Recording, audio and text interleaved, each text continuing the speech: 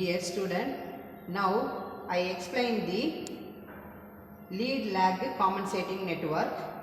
Lead lag compensating network consists of lag compensator network and lead compensator network. Aim of this experiment is to design the lag lead compensating network and to obtain its frequency response. Apparatus required: signal generator 1 number, CRO 1 number, decayed resistance box 2 numbers, decayed capacitance box 2 numbers. Connections: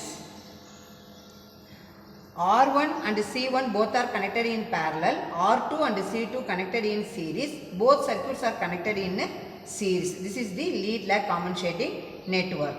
Now the incoming terminal of the R1 is connected to the incoming terminal of, that means capacitance, and then the outgoing terminal of the, that is the negative terminal of the R2 connected to negative terminal of the C1, and then the negative terminal of the C1 is connected to the positive terminal of the R2.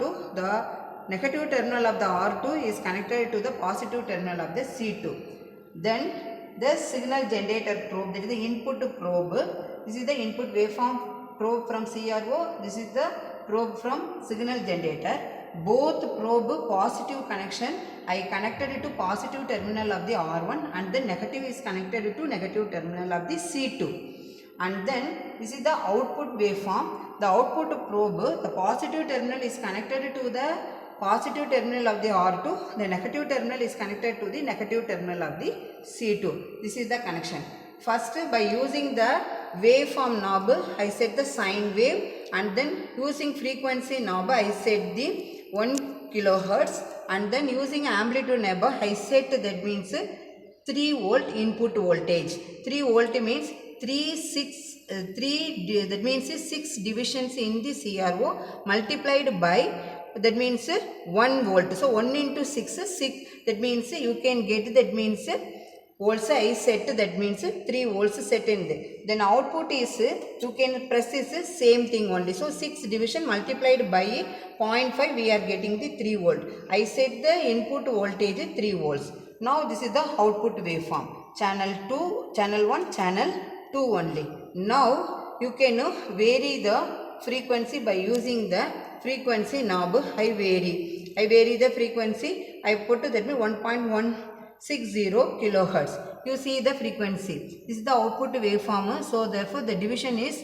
1, 2, 3, 4, 5.2. So the 5.2 multiplied by, that means that is the 0.5 knob, you can calculate the output voltage. And then the frequency means, then here that is the positive terminal, 1 waveform, 1 division, that is the 2 division. So 2 multiplied by 1 millisecond. So the 1 millisecond multiplied by, that means 2.2. So therefore 2.2 millisecond. So the frequency equal to 1 by 2.2 millisecond. That is the frequency of output waveform. Then again you vary the frequency, some ranges and all. I set the frequency. So now you calculate the frequency of output form.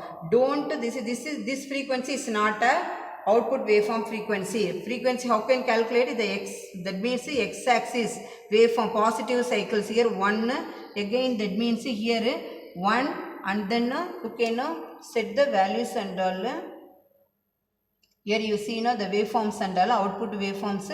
So input 1 positive cycle, negative cycle. So 1.3. So the 1.3 multiplied by, that means 1 millisecond. You can calculate like that. You can vary the frequency and then you can note down the corresponding voltage. So in the tabular column, frequency, output voltage, gain, and then phase angle pi, which is calculated by using the formula.